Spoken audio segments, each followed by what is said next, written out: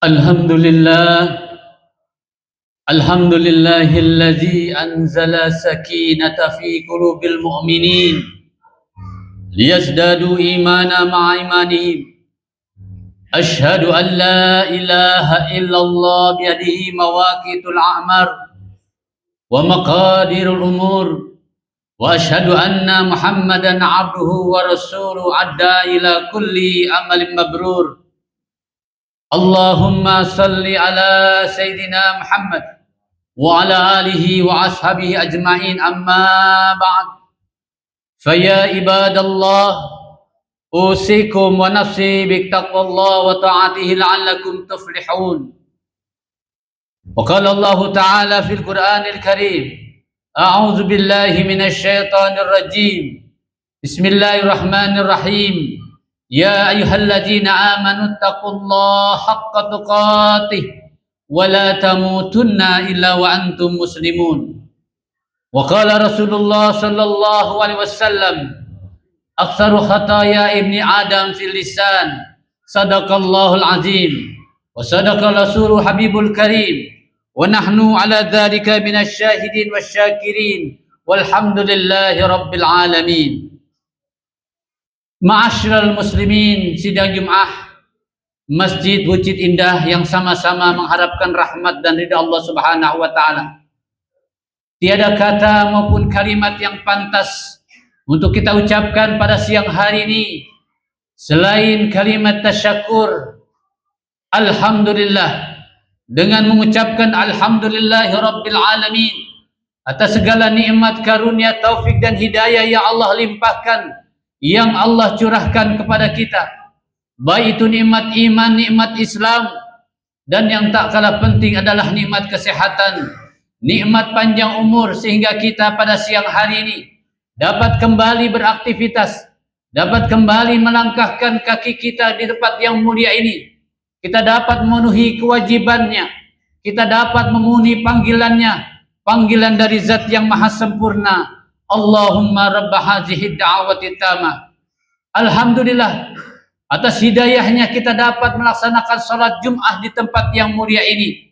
Mudah-mudahan hidayah yang Allah berikan kepada kita senantiasa dapat kita pertahankan sampai ajal menjemput kita.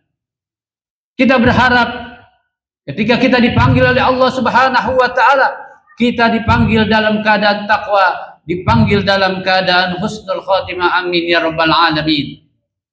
Selanjutnya, ta'zim tak lupa kita sampaikan kepada panutan kita, suri tauladan kita, manusia teladan sepanjang zaman, manusia hebat sepanjang hayat, yang kalau kita tidak sebut namanya dalam salat maka salat kita tidak sah, yang kalau kita tidak bersalawat dalam khutbah maka khutbah kita menjadi batal, yang kalau kita tidak sebut namanya dalam doa maka doa kita tidak diangkat oleh Allah Subhanahu wa taala.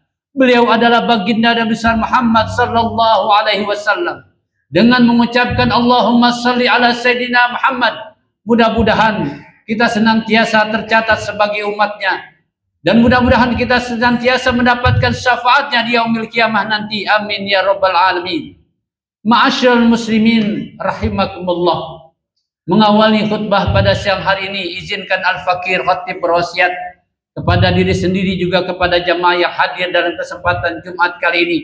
Mari sama-sama kita senantiasa selalu berusaha semaksimal mungkin untuk senantiasa meningkatkan iman dan takwa kita pada Allah Subhanahu wa taala.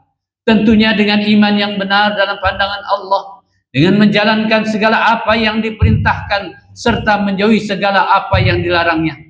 Dimanapun kita berada, apapun profesi kita, entah itu di masjid, di rumah, di kantor, di pasar, kita senantiasa bertakwa pada Allah Subhanahu wa taala.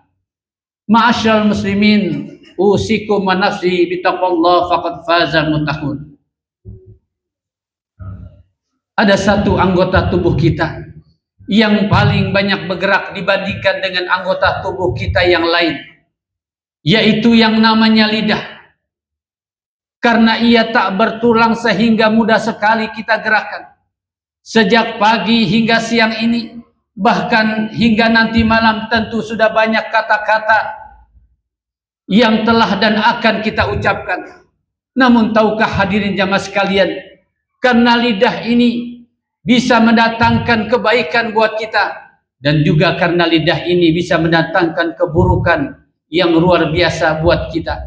Sebagaimana yang disebutkan dalam hadis yang diriwayatkan oleh At-Tabrani, aktsaru khataya ibni Adam fil lisan, perbuatan dosa, perbuatan buruk yang paling banyak dilakukan oleh anak cucu Adam disebabkan oleh karena lidahnya, oleh karena lisannya. Karena lidah orang bisa tersakiti, karena lidah orang bisa bermusuhan, enggak teguran satu sama lain. Karena lidah orang bisa bertengkar, bisa tawuran, bahkan hingga bisa masuk penjara. Begitu luar biasa dampak buruk daripada lidah ini. Namun juga karena lidah orang bisa mendatangkan kebaikan. Karena lidah orang bisa menyampaikan pesan-pesan agama, orang bisa menyampaikan pelajaran, orang bisa memberikan nasihat, memberikan ketenangan bagi orang yang kita cintai. Begitu luar biasa dampak buruk daripada, dampak positif daripada lisan ini. Namun kalau kita tidak bisa menjaganya, akan mendatangkan dosa yang luar biasa. Hadirin rahimakumullah, banyak ayat Al-Quran dan hadis yang mengingatkan kita bagaimana tentang menjaga lisan ini. Sebagaimana yang Allah sebutkan di dalam firman-Nya dalam surat Qaf, a'udzubillahi minasyaitonirrajim, bismillahirrahmanirrahim. Man yanzuru min qaulin illa ladaihi raqibun atid. Tidaklah keluar satu ucapan pun dari mulut mereka kecuali ada malaikat yang mencatat, yaitu malaikat raqib dan atid. Satu saja kata kita keluarkan, kalau itu perkataan kita baik, akan dicatat oleh malaikat raqib. Dan apabila ucapan kita buruk, otomatis akan dicatat oleh malaikat atid. Oleh karena itu kita diperintahkan untuk senantiasa mengucapkan kata-kata yang baik. Wa qulu qaulan sadida.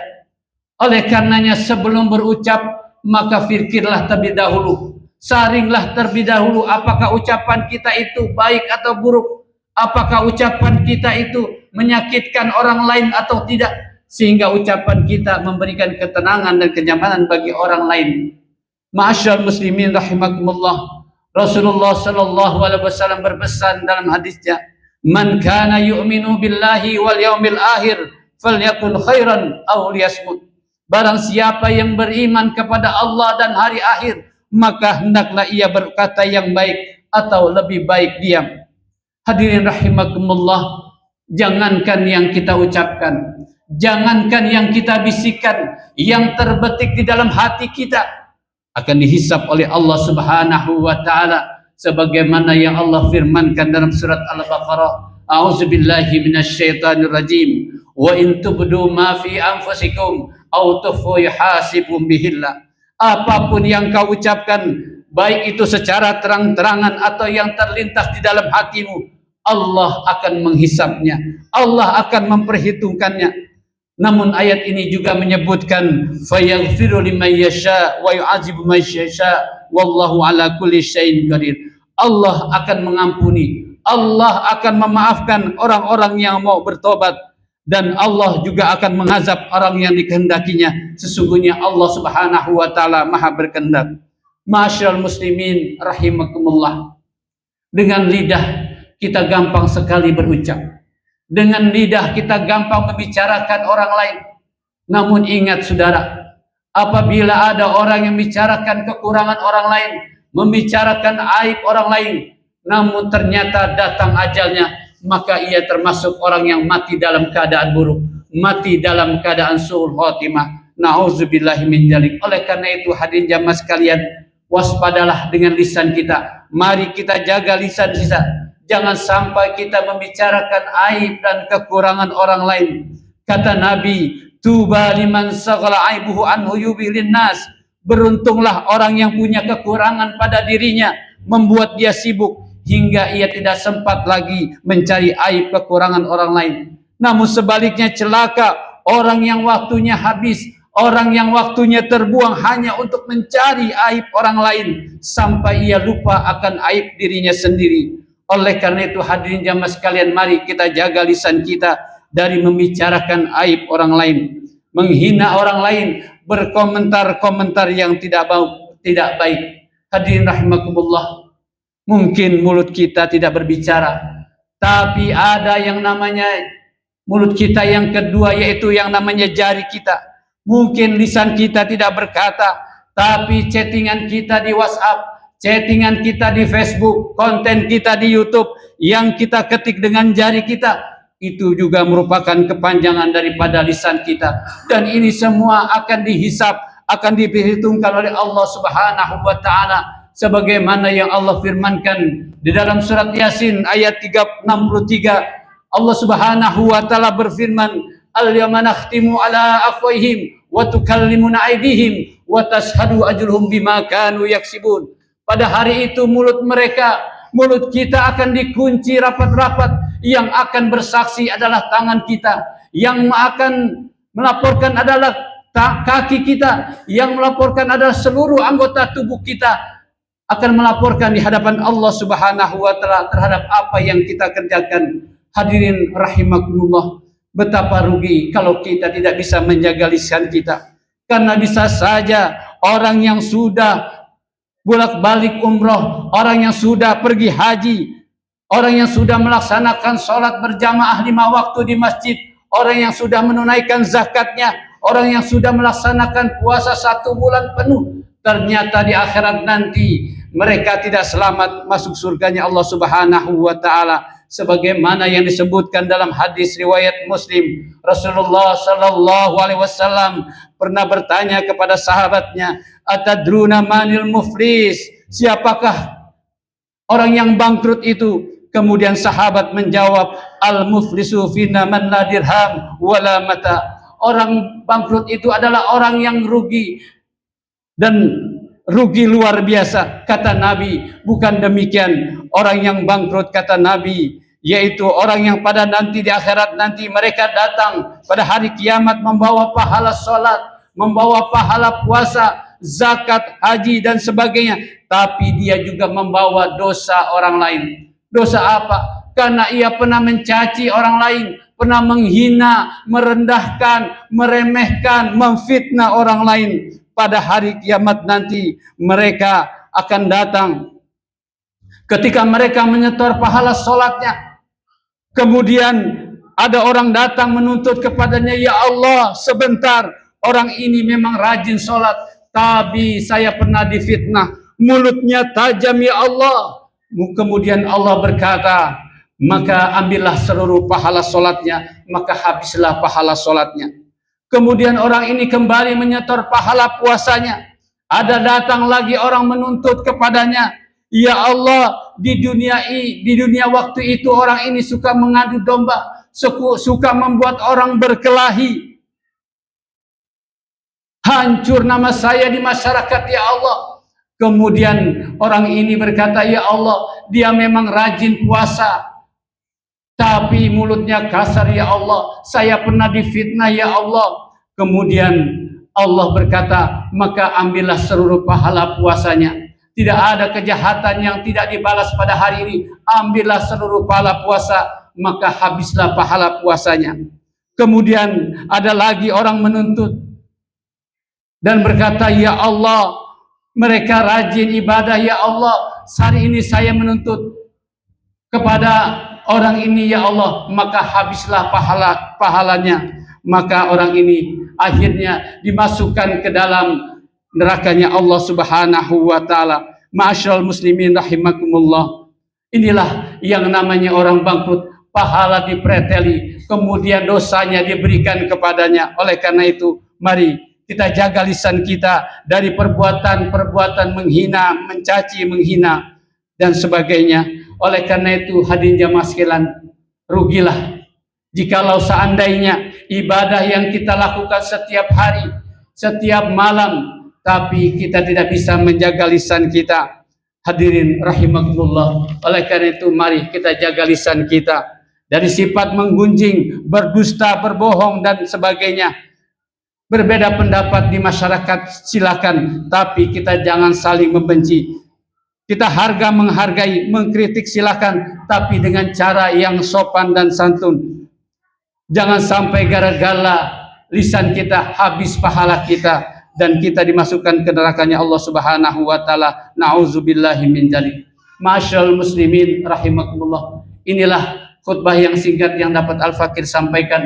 Mudah-mudahan ini buat pelajaran buat kita. Amin ya rabbal alamin. Barakallahu wa lakum bil Qur'anil azim wa nafa'ani wa iyyakum bima fihi minal ayati wa dzikril hakim wa taqabbala minni wa minkum tilawatahu innahu was-sami'ul alim. Aqulu qali hadza astaghfirullahalazim li wa lakum wa lisairil muslimin wal muslimat wal mu'minin wal mu'minat fastaghfiru innahu wal ghafurur rahim.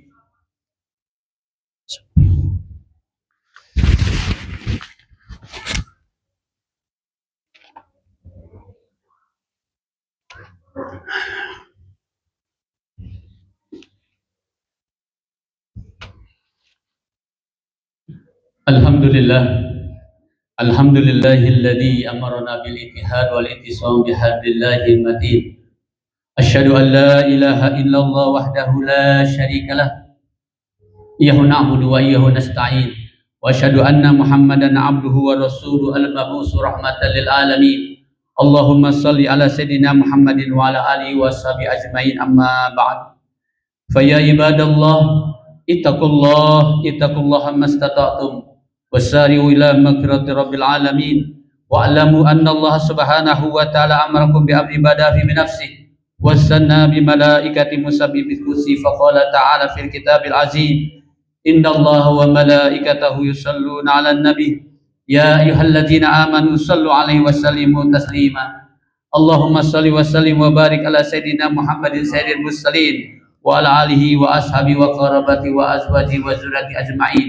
Waradallahu ala arba'ati khulafa'ir rasyidin Sayyidina Abi Bakar wa Umar wa Utsman wa Ali wa ala baqiyati sahabati ajmain wa tabi'in wa man tabi'u bi ihsan ila yaumiddin wa alaina ma'hum bi rahmatika ya arhamar rahimin. Allahumma ighfir lil muslimin wal muslimat wal mu'minin wal mu'minat al ahya'i minhum wal amwat innaka as-sami' qarib mujibu da'wat ya qadiyal hajat bi rahmatika ya arhamar rahimin. Allahumma aslih jami'ulatal muslimin wansur Islam wal muslimin wa ali kabrata wal musyrikin wa ali kalimati ila yaumiddin.